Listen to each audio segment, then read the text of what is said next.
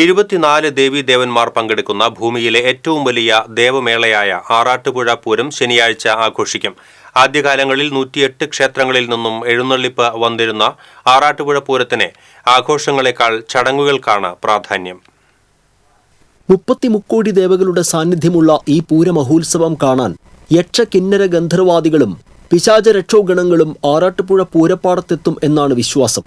പൂരത്തോടനുബന്ധിച്ച് കാശി വിശ്വനാഥ ക്ഷേത്രം, തൃശൂർ വടക്കുംനാഥ ക്ഷേത്രം ഉൾപ്പെടെയുള്ള ഭാരതത്തിലെ എല്ലാ ക്ഷേത്രങ്ങളിലും പൂരം ദിവസം അത്താഴപൂജ വൈകിട്ട് 6-ന് മുമ്പ് നടത്തി നട നേരത്തെ അടയ്ക്കും.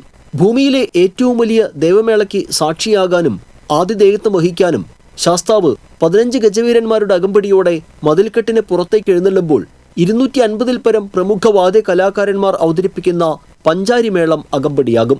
ഉരുട്ടുചണ്ടയിൽ പെരുവനം കുട്ടന്മാരാരും, കുറുങ്കുഴലിൽ കീഴൂട്ട് നന്ദനനും, വലന്തലയിൽ പെരുവനം ഗോപാലകൃഷ്ണനും, കൊമ്പിൽ കുമ്മത്ത് രാമൻകുട്ടി നായരും, ഇലത്താളത്തിൽ കുമ്മത്ത് നന്ദനനും ശാസ്താവിന്റെ തിരുമുമ്പിൽ നടക്കുന്ന പഞ്ചാരിമേളത്തിന് പ്രമാണിമാരാകും. പമ്പാടി രാജൻ ശാസ്താവിന്റെ തിടം പേറ്റും. പഞ്ചാരിമേളം കുട്ടിക്കലാശിച്ചാൽ എഴുന്നള്ളി നിൽക്കുന്ന ഗജവീരന്മാരുടെ അകമ്പടിയോടെ കൈപ്പന്തത്തിന്റെ ശോഭയിൽ ശാസ്താവ് 7 കണ്ടം വരെ പോകും.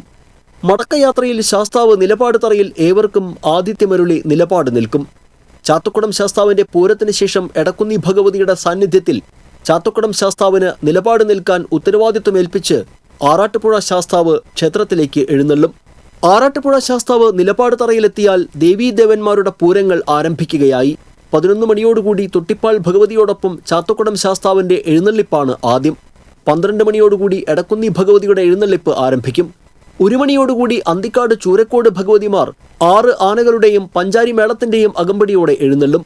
ഇതേസമയം പടിഞ്ഞാറ് നിന്ന് നെട്ടിശ്ശേരി ശാസ്താവ് 5 ആനകളുടെ അകമ്പടിയോടും പാണ്ടിമേളത്തോടും കൂടി എഴുന്നള്ളും. ആറാട്ടുപുഴ പൂരം ദിവസം അർദ്ധരാത്രി മുതൽ മന്ദാരം കടവിൽ ഗംഗാദേവിയുടെ സാന്നിധ്യമുണ്ടാകുമെന്നാണ് വിശ്വാസം. TCV ചേർപ്പ്.